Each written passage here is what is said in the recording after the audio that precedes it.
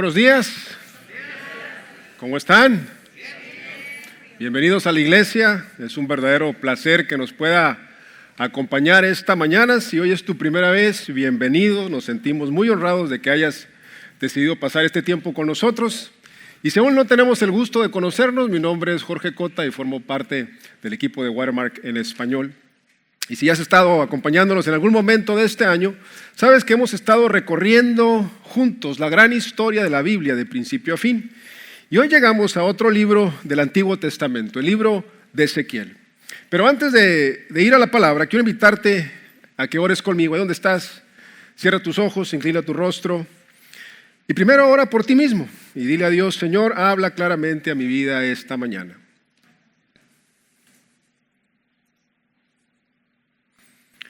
Y luego piensa en las personas a tu alrededor y ora por ellas. Y dile: Dios, habla claramente a cada uno de los que están aquí hoy.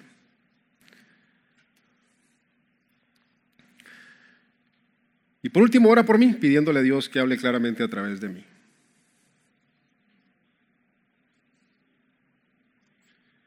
Y Padre, creemos que estás aquí y que deseas hablarnos. Haz que tu voz se escuche por encima de todo ruido, distracción o preocupación. Abre nuestros ojos, nuestros oídos y nuestro corazón para recibir tu dirección, tu amor y tu corrección. Te pedimos que ninguno de los que estamos aquí se vaya sin haber tenido un encuentro contigo, sin haber sido tocado y transformado por tu presencia. En el nombre de Jesús, amén. Muy bien, cuando entró recibió un bosquejito. Si lo tienes, sáquelo. Ahí están los versículos que estaremos viendo esta mañana, al igual que un espacio para que anote los puntos importantes.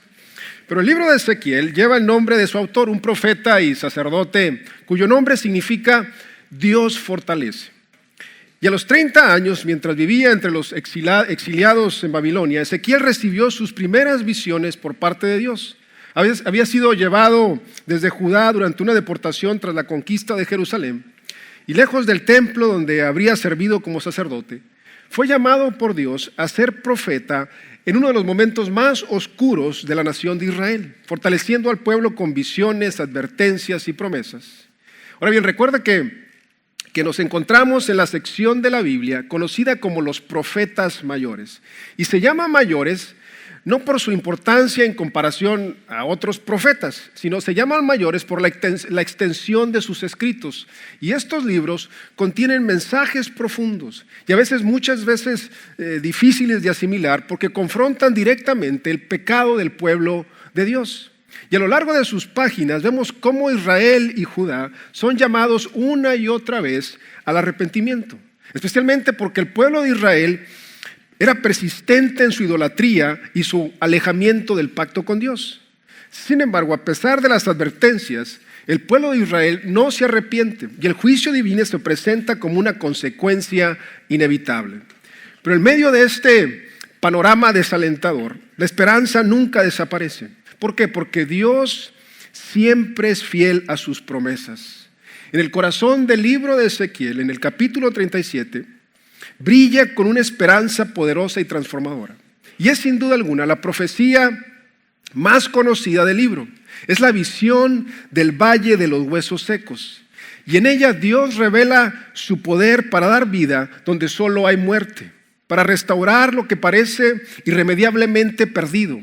Y este pasaje es un recordatorio impactante de que aunque el juicio es real, también la gracia de Dios es real. De manera que Ezequiel capítulo 37 nos habla de lo que Dios no solo confronta el pecado, sino que también tiene el poder para redimirlo. El Dios que aun cuando su pueblo está espiritualmente muerto, tiene el poder de resucitarlo, tiene el poder de darle un nuevo corazón y una nueva vida. Y es una invitación a confiar en que sin importar cuán devastadora sea la situación, Dios puede soplar aliento de vida sobre lo que parecía acabado.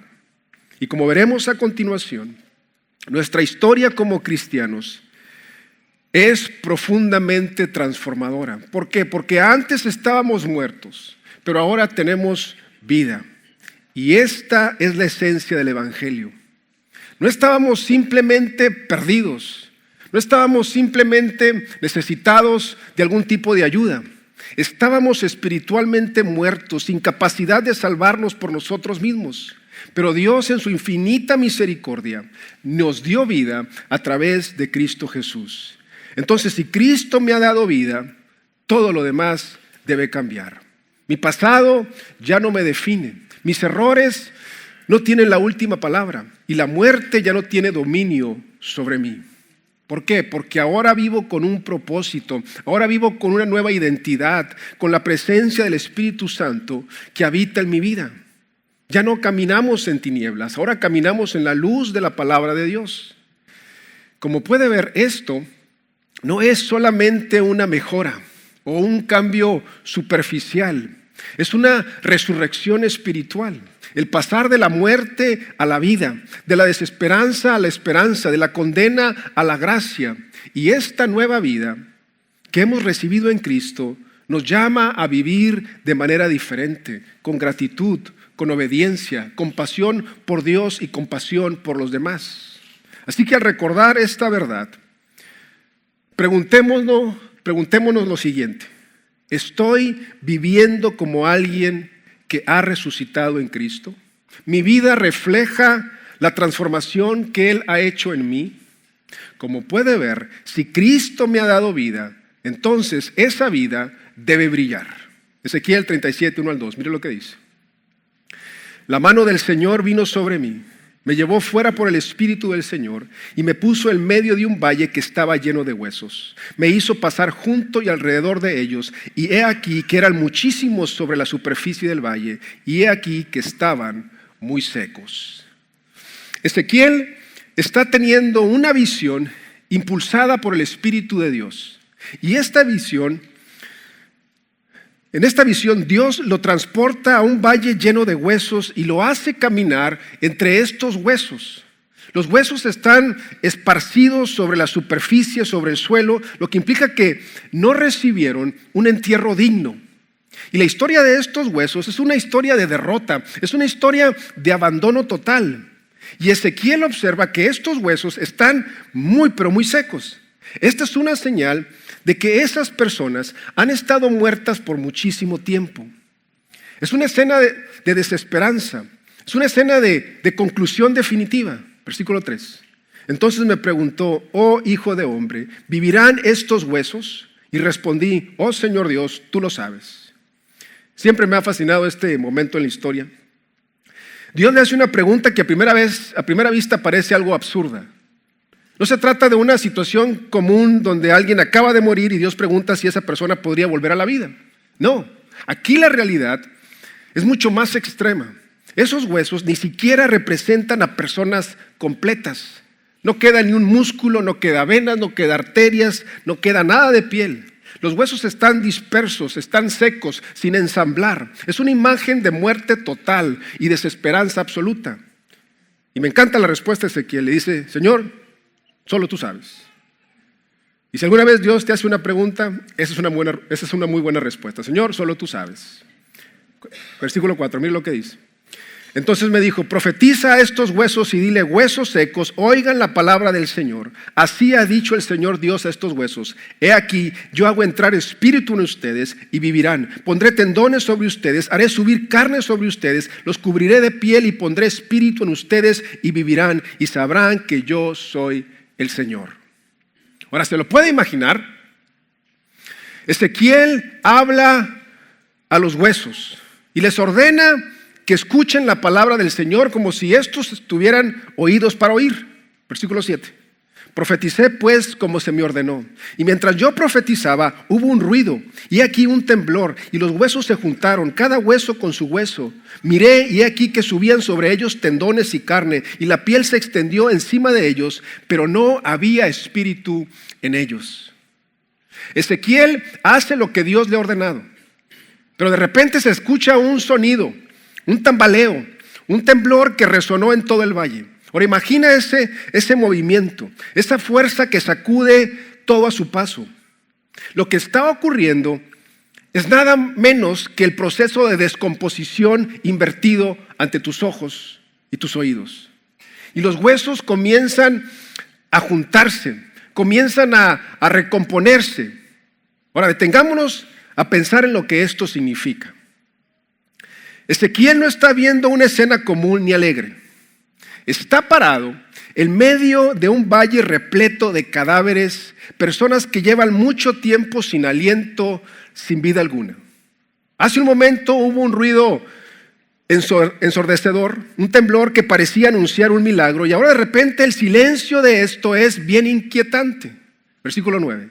Entonces me dijo: profetiza al Espíritu, profetiza, oh hijo de hombre, y di al Espíritu que así ha dicho el Señor Dios. Oh Espíritu, ven desde los 4 vientos y sopla sobre estos muertos para que vivan. Profeticé como me habían mandado, y el Espíritu entró en ellos y cobraron vida, y se pusieron de pie un ejército grande en extremo. Dios le dice a Ezequiel que llame al aliento divino, ese aliento que da vida a todo ser viviente en cada rincón de la tierra, para que venga y dé vida a estos huesos secos en este valle. Y esta escena nos remite directamente a Génesis capítulo 2, donde Dios forma al hombre del polvo de la tierra y sopla vida en sus narices, convirtiéndolo en un ser viviente. Pero imagínate por un momento el sonido de una multitud inmensa, todos tratando de jadear por aire, anhelando ese soplo que da vida. Es una imagen impactante y llena de esperanza, que nos invita a creer que incluso en las circunstancias más desesperadas, Dios puede restaurar y renovar. La buena noticia es que los versículos que siguen nos explican claramente el propósito de esta visión. Versículo 11, mira lo que dice. Luego me dijo: oh hijo de hombre, estos huesos son toda la casa de Israel. He aquí que ellos dicen: nuestros huesos se han secado, se han perdido nuestra esperanza, somos del todo destruidos. Estos huesos representan a todos los israelitas que fueron llevados al exilio, tanto en el reino del norte como en el reino del sur. Su esperanza se ha desvanecido por completo. La nación de Israel, tal como lo conocían, está totalmente muerta. Ya no existe absolutamente nada que los identifique como un pueblo, como una nación. No hay templo donde adorar, ni sacerdocio que interceda, ni sistema sacrificial que mantenga la relación con Dios. Todo lo que sostenía su identidad y su fe ha sido completamente destruido. Ha dejado de funcionar. Y este panorama refleja la devastación espiritual y física que sufrió el pueblo de Israel en su cautiverio. Sin su centro religioso y social, se encontraban dispersos, se encontraban abatidos, sin rumbo, sin dirección, enfrentando la aparente ausencia de Dios y el colapso de su historia nacional. Versículo 12. Por tanto, profetiza y diles que así ha dicho el Señor Dios.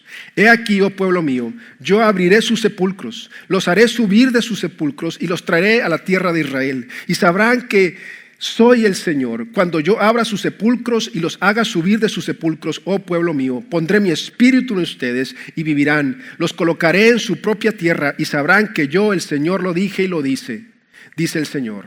Ahora bien, ¿cuál es el punto? El punto es que la nación de Israel está totalmente muerta, pero Dios la va a traer a la vida de nuevo. Y esa es la esencia de la profecía de Ezequiel. Pero entonces, ¿qué hacemos con esta historia? Regularmente cuando se enseña sobre Ezequiel capítulo 37, muchas veces el enfoque principal está en el futuro étnico de la nación de Israel, en la restauración física de la nación y su papel en los últimos tiempos. Y no es mi intención minimizar la importancia de ese tema. De hecho, en las próximas semanas vamos a abordar la escatología, o la escatología es el estudio de los últimos tiempos. Y será fundamental entender los planes de Dios para el Israel étnico dentro de ese marco. Sin embargo, quiero que también veamos cómo esta visión de Ezequiel tiene una aplicación inmediata y personal para nosotros el día de hoy. El libro de Hechos, capítulo 2, nos muestra el comienzo de la iglesia, donde esta profecía cobra realmente vida en un sentido espiritual y comunitario. Como puede ver, la restauración que Dios promete en Ezequiel no solo se limita a un futuro político o nacional, sino que se cumple en la vida de cada creyente en la creación de un pueblo nuevo, vivo y lleno del Espíritu Santo. Así que mientras exploramos este pasaje, Vamos a pasar a Hechos capítulo 2 y observar cómo la visión de los huesos secos se convierte en una realidad tangible con la llegada del Espíritu Santo y el nacimiento de la iglesia. Y esto nos va a ayudar a entender que la esperanza de Dios no solo es para un grupo específico de personas, sino para todos aquellos que creen y reciben vida en Él. Hechos 2, 1 al 4, mire lo que dice. Al llegar el día de Pentecostés, estaban todos reunidos en un mismo lugar. Y de repente vino un estruendo del cielo, como si soplara un viento violento, y llenó toda la casa donde estaban sentados. Entonces aparecieron repartidas entre ellos lenguas como de fuego, y se sentaron sobre cada uno de ellos. Todos fueron llenos del Espíritu Santo, y comenzaron a hablar en distintas lenguas, como el Espíritu les daba que hablaran. Un viento recio e impetuoso. Ese detalle no es una casualidad. Y es profundamente significativo. Si usted recuerda en Ezequiel 37, Dios le ordena al profeta que hable al aliento para que entren los cuerpos y les dé vida. La palabra hebrea que se usa en este pasaje es ruach. Es un término cargado de significado en las Escrituras. Ruach puede traducirse como aliento, como viento, como espíritu, y en muchos contextos bíblicos hace referencia al Espíritu de Dios. Y en Ezequiel 37, este aliento no es una fuerza simbólica, es el Espíritu Santo mismo que entra en aquellos cuerpos muertos. Ahora bien, en Hechos capítulo 2, en el día de Pentecostés, vemos esta escena poderosísima. De repente un viento violento, impetuoso, llena el lugar donde estaban reunidos los discípulos. Y ese mismo ruaj, el mismo aliento divino que trajo vida en el Valle de los Muertos, ahora desciende sobre la iglesia naciente para darle vida y para darle propósito y poder. Hechos 2:5. En Jerusalén habitaban judíos, hombres piadosos de todas las naciones debajo del cielo. Esto es bien interesante porque los israelitas, después de siglos de dispersión por causa del exilio, de la conquista y la persecución, han sido reunidos nuevamente en su tierra. Y ahora preste atención a lo que dice Hechos, capítulo 2, versículo 36. Sepa pues con certidumbre toda la casa de Israel que a este mismo Jesús, a quien ustedes crucificaron, Dios le ha hecho Señor y Cristo. Toda la casa de Israel. Esa expresión no es nueva, ya la hemos escuchado antes, ¿se acuerda? En Ezequiel, capítulo 37. En Ezequiel, esa casa estaba muerta, estaba seca, estaba dispersa, estaba sin esperanza. Pero Dios prometió restaurarla, prometió reunirla, prometió darle vida por medio de su Espíritu. Y ahora en Hechos, capítulo 2, Pedro repite estas mismas palabras: sepa pues con certidumbre toda la casa de Israel. Como puede ver, está hablando a los mismos descendientes de aquellos que habían vivido la dispersión y la desesperanza, pero ahora en otro contexto, y el contexto es el cumplimiento. Y esta vez el llamado no es simplemente a volver a la tierra, sino a volver a Dios a través de Cristo Jesús. El propósito es el mismo que en Ezequiel capítulo 37, que el pueblo sepa, que reconozca con claridad quién es el Señor. Hechos 2:41. Así que los que recibieron su palabra fueron bautizados y fueron añadidas en aquel día como 3,000 personas. En un solo momento, en el día de Pentecostés, 3,000 judíos pasaron de la muerte espiritual a la vida verdadera por la poderosa obra del Espíritu Santo de Dios. Y fue un instante decisivo donde el aliento divino llenó corazones secos y resucitó a personas que estaban muertas en sus pecados. Y si seguimos leyendo el libro de los Hechos, veremos que esto no fue solamente un evento aislado. El Espíritu de Dios comenzó a moverse a través del vasto imperio romano, tocando tanto a judíos como a gentiles, trayendo vida a quienes estaban espiritualmente muertos. Y este movimiento no solo transformó vidas individuales, sino que formó un ejército espiritual increíblemente grande y poderoso, comprometido a llevar la victoria de la muerte, sepultura y resurrección de Cristo a cada rincón del mundo. Y esto nos muestra que la profecía de Ezequiel capítulo 37, No es simplemente una promesa lejana para un Israel étnico en algún momento futuro.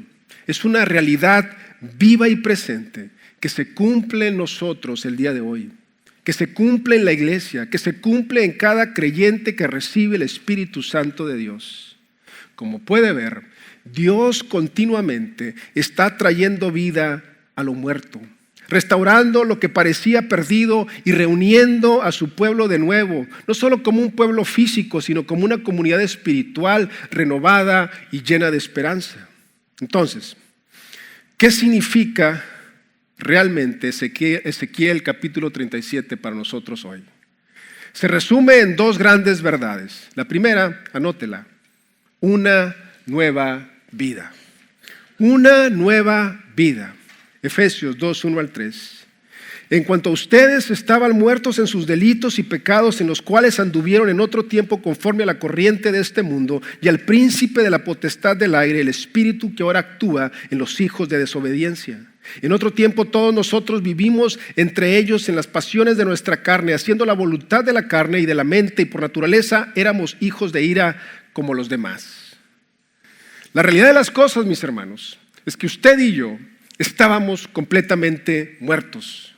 De alguna manera, nosotros somos como esos huesos secos esparcidos en el valle, sin vida, sin esperanza, sin aliento. ¿Por qué? Porque el pecado ha cortado nuestra conexión con Dios. Ahora bien, ¿qué es el pecado? El pecado es llamar bueno aquello que Dios ha declarado malo. El pecado es una rebelión contra la santidad y contra la justicia de Dios. El pecado es una ofensa gravísima para un Dios que es santo. Nosotros no merecemos su amor, nosotros merecemos su castigo. Estar espiritualmente muerto significa vivir en un estado de desesperanza y total incapacidad para salvarnos a nosotros mismos. Significa estar separados de la fuente de toda vida y de la fuente de todo poder. Y sin la fuerza necesaria para hacer el bien, vivir conforme a la voluntad de Dios, estamos completamente muertos. Es estar atrapados en un ciclo donde nuestros mejores esfuerzos, escucha bien, no son suficientes. Y nuestras acciones solo profundizan la herida. Y saben, nosotros como seres humanos intentamos continuamente muchas cosas para llenar ese vacío o para arreglar nuestra vida. A veces nos amamos más a nosotros mismos. A veces intentamos mejorar nuestras circunstancias. A veces pensamos que ayudando a los demás, o quizás siendo más espiritual, incluso buscamos experiencias místicas. Pero escuche bien, nada de eso puede cambiar nuestra condición espiritual ni devolvernos la vida verdadera. Hace un par de semanas mis padres vinieron a visitarnos y preparamos una cena italiana, albóndigas en salsa roja con pasta. Para quien no sabe qué son albóndigas, son meatballs. Y todo estaba muy delicioso y pasamos una noche muy agradable. Pero al día siguiente, alrededor de las 12 de mediodía, me dio hambre. Y me acordé de que en el refrigerador habían quedado 3 albóndigas. Así que las saqué, las calenté y al intentar pasarlas del recipiente al plato, se me resbalaron. Y la salsa roja salió volando y me manché todo el pantalón blanco que llevaba puesto. Y en ese momento, siendo yo una persona muy espiritual, dije, valiendo gorro. Así que corrí al zinc y le eché agua de inmediato para tratar de quitar la mancha, pero no se iba. Así que ya para entonces ya estaba un poco entrando en pánico. Tomé una esponja, le puse jabón y comencé a tallar con mucha fuerza, y por más que tallaba y tallaba, la mancha no se quitaba. Ahora, ¿por qué le cuento esto? Porque esa mancha es como nuestro pecado. No importa cuánto intentes limpiarte con tus propios medios, con esfuerzo, con buenas obras, con espiritualidad o con buena intención, nunca vas a poder quitar la mancha del pecado por ti mismo. No importa cuánto te talles. No puedes dejarte lo suficientemente limpio para presentarte delante de un Dios que es santo.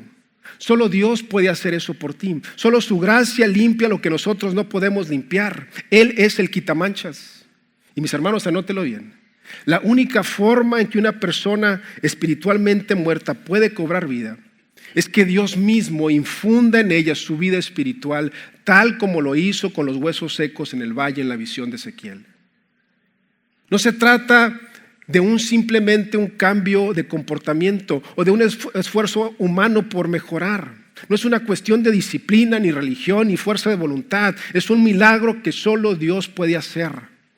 Y así como esos huesos no podían moverse, hablar ni revivir por sí mismos, así también nosotros, sin Cristo, estamos muertos. Estamos muertos en nuestros pecados, sin capacidad de responder, sin fuerza para cambiar. Necesitamos que el mismo Espíritu de Dios venga y sople vida en lo profundo de nuestro ser.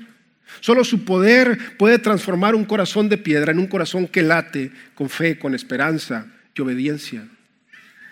No es una mejora, es una resurrección. No es un ajuste moral, es una nueva creación. Y eso solo ocurre cuando Dios en su misericordia decide darnos vida por medio del Espíritu Santo.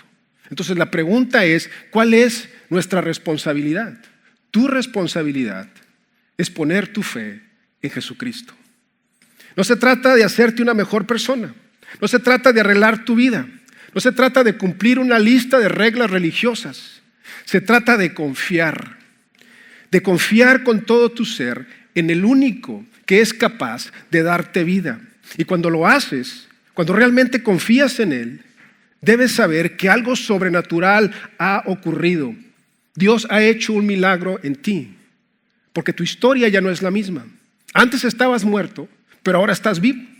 Antes vivías sin esperanza, antes eras esclavo del pecado, antes estabas separado de Dios, pero ahora por su gracia has sido hecho completamente nuevo. Y déjame decirte algo, solo Dios se merece el crédito por ese milagro. No lo hiciste tú, no fue tu fuerza, no fue tu fe, no fue tu disciplina, fue Él. Por medio de su Espíritu, soplando vida donde solo había huesos secos. Como puedes ver, a Dios le encanta dar vida a los muertos. Esa es su especialidad. Ahora, quizás estás pensando, sí, Jorge, pero es que tú no sabes lo que yo he hecho. A mí Dios jamás me podría perdonar por todo lo que hice. Escucha la siguiente verdad. Muerto es muerto. ¿Sí o no? No puedes estar poquito muerto. No importa cómo llegaste al valle, si eras un hueso más limpio o más sucio, todos los huesos estaban secos. Todos necesitaban vida. Nadie va a un cementerio y pregunta, ¿qué tan muerto está este cadáver? Todos necesitamos resurrección. Todos necesitamos el milagro. Y si estás aquí hoy, y quizás estás mirando a tu alrededor y ves a gente muy cambiada, muy bonita, y piensas que estos cristianos que están aquí, que te están rodeando, tienen toda su vida en orden. Y la realidad es que no es así. Esta iglesia no es un museo de santos, es un hospital de almas heridas. Esta iglesia está llena de personas rescatadas. Aquí no hay gente perfecta, aquí hay historias reales, de tramposos que aprendieron la integridad, de adictos que fueron liberados, de mentirosos que fueron confrontados con la verdad, de idólatras que ahora adoran al único Dios verdadero, de adúlteros que fueron rescatados, de manipuladores que ahora sirven con humildad, personas comunes con pasados reales que han experimentado el milagro de la buena vida. Y esa es nuestra historia. Estábamos muertos y ahora estamos vivos, no por religión, no por obras, sino por Cristo. Efesios 2, 4 al 6.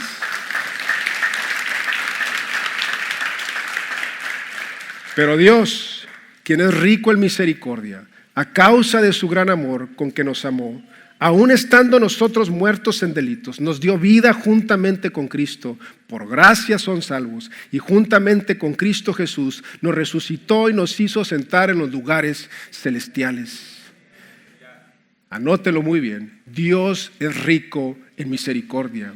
Dios es rico en compasión y en amor. Y frente a esta verdad, escuche bien, solamente tenemos dos opciones. O experimentas el castigo de Dios por tus pecados, o confías por completo en que Jesús fue castigado en tu lugar. Esa es la razón por la que Jesús murió. Esa es la razón por la que Jesús entregó su vida, para cargar sobre sí mismo el castigo que tú y yo merecíamos. Y no solo murió, sino que resucitó para que tú también pudieras resucitar a una vida nueva, una vida plena, perdonada y restaurada. La segunda gran verdad es que esta nueva vida nos debe llevar a una nueva forma de vivir. Escríbelo. Una nueva forma de vivir. La nueva vida debería reflejarse en una nueva forma de vivir. Si antes estabas muerto, pero ahora estás vivo, ¿estás realmente viviendo como alguien que ha resucitado? ¿O hay áreas en las que todavía pareces estar muerto? Ezequiel 37, 12 al 14. Por tanto, profetiza y diles que así ha dicho el Señor Dios.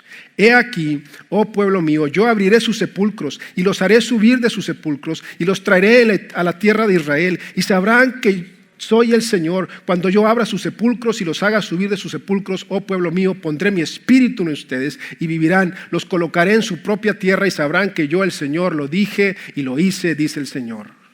Ahora, ¿cuál es el mensaje de Dios para ti? El mensaje será tan evidente que no podrás ignorarlo. Sabrás que estás vivo, que has sido transformado. Reconocerás con claridad que yo, el Señor, te ha dado una nueva vida. Y por eso es fundamental hacerte las siguientes preguntas. ¿Hay alguna forma en la que todavía parezcas estar muerto? ¿Existen actitudes, hábitos o pensamientos que delaten que tu vida espiritual no ha cambiado realmente? ¿Tu forma de hablar refleja la vida que ahora tienes? ¿Sigues usando un lenguaje hiriente o vulgar que lastima a otras? ¿Haces bromas que no edifican sino que dañan? ¿Hablas con superioridad o desdén a las personas bajo tu responsabilidad? ¿Manipulas a otros con tus palabras para conseguir lo que quieres? ¿Gritas o explotas con tu familia en lugar de mostrar amor y paciencia? Estas son señales de que algo sigue sin cambiar y que tu vida interior aún está marcada por la muerte espiritual. ¿Cómo manejas las inseguridades? ¿Sigues buscando en todos los lugares equivocados fuera de Dios, en cosas temporales y dañinas, la satisfacción que Él solamente te puede dar? ¿Continúas asomándote al mundo de la pornografía para sentirte deseable? ¿Criticas y menosprecias a otros para sentirte que tú vales más?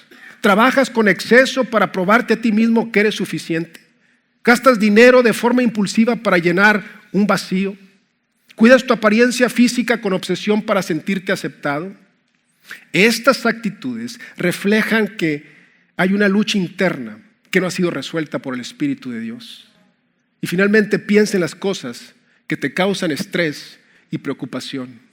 ¿Estás confiando en Dios para manejar esas cargas? ¿O sigues cargando con ellas como si estuvieras solo? Tu ansiedad y temor reflejan a alguien que está espiritualmente vivo o a alguien que aún vive en la muerte. Dios quiere que tu transformación sea tan clara que no haya ninguna duda. Que tu vida sea un testimonio vivo de que estás hecho nuevo. Él te invita a dejar atrás la muerte espiritual y vivir plenamente en su espíritu. Y la última pregunta: ¿estás marcado por la esperanza? Ezequiel toma un pueblo que estaba sin esperanza, una nación que se encontraba muerta en su espíritu, en identidad, y le ofrece una promesa de restauración total y radical. Dios no solo les asegura que volverán a vivir, sino que los hará nuevos, renovados por completo, y los traerá de regreso a la tierra que les había dado. Y esta promesa no solo se limita a la nación de Israel, sino que nos invita a nosotros a ampliar la mirada y ver que a través de Jesús toda la humanidad tiene acceso a esta misma esperanza y tiene acceso a esta misma restauración. Y así vislumbramos la historia completa que la Biblia nos cuenta. Una historia de caída, una historia de redención y una historia de restauración. Adán y Eva, a causa de su pecado, merecían la muerte y fueron expulsados de la tierra, del jardín del Edén. Y su intimidad con Dios quedó fracturada. Sin embargo, desde el principio Dios prometió restaurar lo que se había perdido. Ahora bien, si avanzamos hasta el final de la Biblia, encontramos una escena gloriosa, un regreso a la tierra, no cualquier tierra, sino la tierra redimida, tierra restaurada y renovada donde Dios mismo habita con su pueblo para siempre. Y esta es la esperanza definitiva que marca a todo creyente. La promesa de vida nueva y la promesa de una vida eterna junto a Dios. Entonces la pregunta es, ¿estás marcado por la esperanza? ¿Vives con la seguridad de que aunque tu vida puede estar llena de desafíos, hay una restauración completa en Cristo que supera toda muerte y toda desolación? ¿Vives con esa seguridad realmente? Apocalipsis 21, 1 al 5. Vi un cielo nuevo y una tierra nueva, porque el primer cielo y la primera tierra pasaron, y el mar ya no existía más. Y yo vi la santa ciudad, la nueva Jerusalén, que descendía del cielo de parte de Dios, preparada como una novia adornada para su esposo. Oí una gran voz que procedía del trono diciendo: He aquí el tabernáculo de Dios está con los hombres, y Él habitará con ellos, y ellos serán su pueblo, y Dios mismo estará con ellos como su Dios. Y Dios enjugará toda lágrima de los ojos de ellos. No habrá más muerte, ni habrá más llanto, ni clamor, ni dolor, porque las primeras cosas ya pasaron. El que estaba sentado en el trono dijo: He aquí yo hago nueva todas las cosas. Y dijo: Escribe, porque estas palabras son fieles y verdaderas. Y no solo es un regreso simbólico, no es simplemente volver a un pasado idealizado, es algo completamente nuevo. Un cielo nuevo, una tierra nueva, una nueva Jerusalén. El jardín se ha transformado en una ciudad gloriosa, y esa ciudad es una nueva creación. Y esta ciudad está llena de personas de cada tribu, de cada lengua, de cada pueblo, de cada nación. Personas que una vez estuvieron espiritualmente muertas, personas que estuvieron una vez sin esperanza, sin rumbo, personas atrapadas en la oscuridad, pero fueron resucitadas, fueron hechas nuevas, recibieron vida nueva mientras vivían en esta tierra y vida eterna con Dios después de su muerte física. ¿Y cómo hicieron eso? Por medio de la fe en Jesucristo y gracias a la obra milagrosa del Espíritu Santo de Dios. Y mis hermanos, esto es lo que nos espera a todos los que pertenecemos a Cristo Jesús. Este es nuestro destino eterno. Y esta verdad debería marcar entonces nuestra vida con una esperanza inquebrantable, incluso cuando el presente nos parezca oscuro, doloroso o confuso. ¿Sabe por qué? Porque habrá días, y no serán pocos, en los que vas a querer rendirte. Días en los que las promesas de Dios se sentirán lejanas. Días en los que el sufrimiento parecerá más real que la esperanza. A los cristianos también nos atraviesan tragedias. Hay pérdidas que nos quiebran. Hay enfermedades que no sanan. Hay relaciones que no se restauran. Hay injusticias que no se corrigen. Hay días que nos hacen dudar si debimos haber comenzado esta carrera de fe. Pero escucha bien, cuando lleguen esos días, recuerda esto: el final es glorioso, vale la pena, mantente firme, no estás corriendo solo, no estás corriendo en vano. Piensa en lo maravilloso que será cuando todo esto termine, cuando todo lo que es imperfecto desaparezca, cuando no quede rastro de la caída, cuando no quede rastro del pecado ni el sufrimiento. Algún día, mis hermanos, no habrá más dolor crónico, no habrá más corazones rotos, no más estrés financiero, no más enfermedades mentales, no más hijos que sufren, no más cáncer, no más muerte, no más luchas internas, no más desempleo, no más vergüenza. Solo y exclusivamente habrá vida. Vida verdadera, vida completa, vida eterna, plenitud, gozo, paz, reposo, cara a cara con Dios por toda la eternidad. Y si hoy estás luchando, si estás enojado con Dios, si te sientes decepcionado o confundido por lo que estás atravesando, si tu oración no ha sido contestada o si sientes que Dios está en silencio, recuerda estas palabras de Jesús en Juan 16:33. Yo les he dicho estas cosas para que en mí hallen paz. En este mundo afrontarán aflicciones, pero anímense, yo he vencido al mundo. Así que sigue enfocándote en lo maravilloso que será haber llegado al final, en ese momento de victoria y paz definitiva. Cuando pienses en lo que te espera, Recuerda que cada paso, por más difícil que haya sido, te ha acercado a esa realidad gloriosa. Como puedes ver, tu perseverancia no solo te transforma a ti, sino que también transforma a quienes te rodean. Y aun cuando todo a tu alrededor parezca estar en ruinas, no te rindas, sigue adelante, porque tu vida tiene un propósito y un poder que va más allá de lo que tú puedes ver ahora. Y termino con esto. A través de los años se han escrito noticias, se han escrito libros sobre personas que han muerto y luego han regresado a la vida.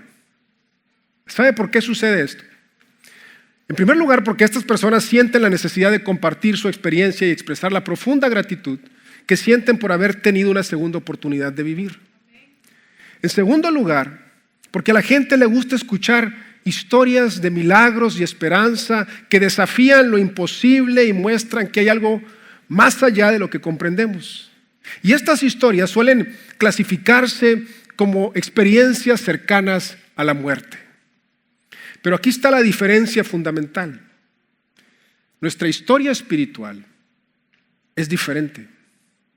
Cada uno de nosotros, antes de conocer a Jesús, estábamos muertos espiritualmente.